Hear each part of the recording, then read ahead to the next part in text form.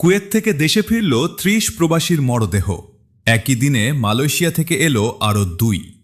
Kuwait থেকে আসা একটি চার্টার্ড ফ্লাইটে একসঙ্গে ৩০ জন বাংলাদেশি প্রবাসীর মরদেহ দেশে ফিরেছে। আজ শনিবার ১৮ এপ্রিল সন্ধ্যায় হজরত শাহজালাল আন্তর্জাতিক বিমানবন্দরে এই শোকাবহ মরদেহবাহী ফ্লাইটটি অবতরণ করে। একই দিনে পৃথক আরেকটি ফ্লাইটে মালয়েশিয়া থেকেও আরও ২ বাংলাদেশি প্রবাসীর মরদেহ দেশে আনা হয়েছে। হজরত শাহজালাল আন্তর্জাতিক বিমানবন্দরের প্রবাসী কল্যাণ ডেস্ক বিষয়টি নিশ্চিত করেছে। মরদেহ ফিরতে কেন বিলম্ব?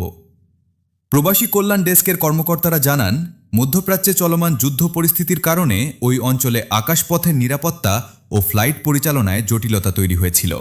এর ফলে একাধিকবার কুয়েতগামী ফ্লাইট বাতিল করতে হয়।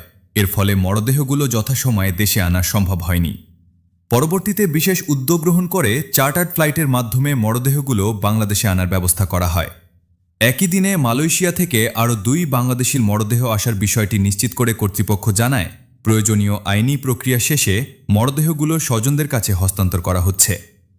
প্রিয়জনদের মরদেহ দেশে ফেরার খবরে বিমানবন্দরে এক হৃদয় বিদারক দৃশ্যের অবতারণা হয়।